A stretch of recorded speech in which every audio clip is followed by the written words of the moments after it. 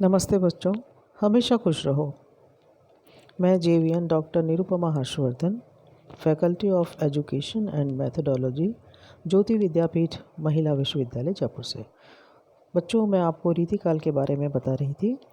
इससे पहले मैंने आपको रीतिकाल के नामकरण के बारे में समझाया था और आज मैं आपको रीतिकाल के वर्गीकरण बताऊंगी कि रीतिकाल में कौन कौन से 3 प्रकार के कवि हुए हैं।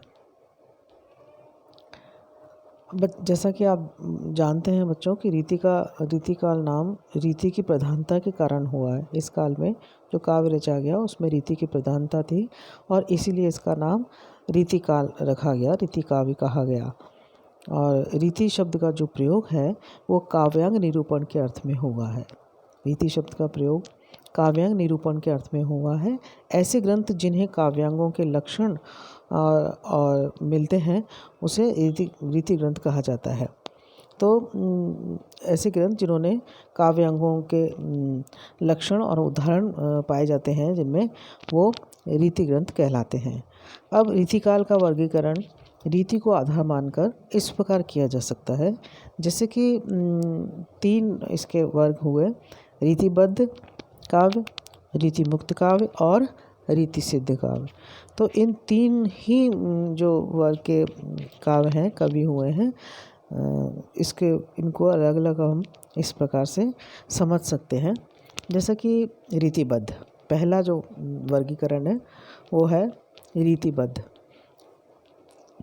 बच्चों, इस वर्ग में वो कवि आते हैं जो रीति के बंधन में बंधे हुए हैं, अर्थात जिन्होंने रीति ग्रंथों की रचना की है ना, कवियों ने रीति ग्रंथों की रचना की और रीति के बंधन से बंधे हुए। बिल्कुल इन लक्षण ग्रंथ लिखने वाले कवियों में प्रमुख कवि हैं चिंतामणि, मतीराम, देव, कुलपति मिश्र, जसवंत सिंह, सूरती मिश्र, मंडन, भिखारीदास, सोमनाथ, दूलह, रसगोविंद, प्रताप सिंह, ग्वाल और रघुनाथ आदि।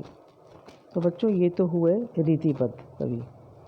अब बात करते हैं रीति मुक्त कवियों के बारे में। इस वर्ग में जो रीति मुक्त धारा है, इस वर्ग में वे कवि आते हैं जो रीति के बंधन से पूर्ण तरह मुक्त है। इन्होंने रीति के बंधन को नहीं माना और रीति के बंधन से ये पूरी तरह से मुक्त हैं। मतलब ये है कि इन्होंने काव्यांग निरूपण करने वाले ग्रंथों, लक्षण ग्रंथों की रचना नहीं की, है ना। काव्यांग निरूपण करने वाले ग्रंथों की और लक्षण ग्रंथों की इन्होंने रचना नहीं की और हृदय की स्वतंत्र वृत्तियों के आधार पर काव्य रचना करी। हृदय की जो स्वतंत्र वृत्तियाँ थीं उन्होंने हृदय पक्ष को ही ज़्यादा महत्व दिया। तो इन्होंने हृदय के काव्य स्वतंत्र वृत्तियों के आधार पर काव्य की रचना करी और इन कवियों में जो प्रमुख कवि हैं वो हैं घनानंद, बोधा, आलम और ठाकुर।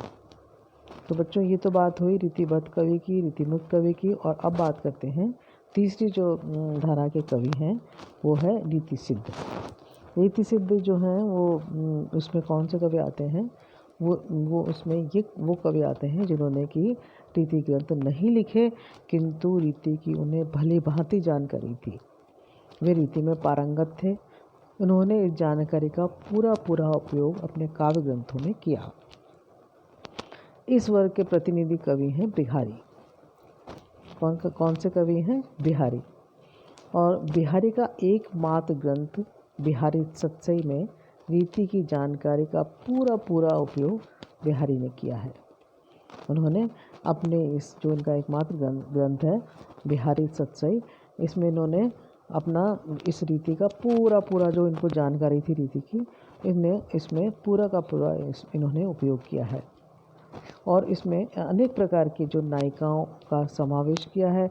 विशिष्ट अलंकारों की कसौटी पर भी उनके अनेक दोहे खरे उतरते हैं। इन्होंने खूब उसमें अलंकारों की, अपने दोहों में अलंकारों की भरमार की है। और जब तक वैसे देखा जाए तो जब तक पाठक को रीति की जानकारी नहीं होगी तो वो किसी प्रकार के काव्य का, रीति ग्रंथ का आनंद नहीं ले सकता और उनको समझ नहीं सकता। इसलिए रीति काव्य की जानकारी भी होना बहुत ज़रूरी है। तो बच्चों, आपने देखा कि रीतिकाल में कौन कौन सी धाराएं थी। एक तो थी रीतिबद्ध, और दूसरी रीतिमुक्त, और रीतिसिद्ध। तो बच्चों, अब रीतिकाल के बारे में अन्य जानकारी हम अगले वीडियो में लेंगे। आज बस इतना ही। और ये जो सेशन था, ये हमारे ज्योति विद्यापीठ के डिजिटल वर्जन 2.0 से हो रहा था। मुझे उम्मीद है कि आपको रीतिकाल के वर्गीकरण समझ में आया होगा। और फिर भी आपकी कोई जिज्ञासा है, आपको कोई प्रश्न है, तो आप मुझे कमेंट बॉक्स में कमेंट कर सकते हैं। मैं आपका समस्या को दूर करूँगी। आज बस इतना ही। शेष अगले वीडियो में। नमस्कार।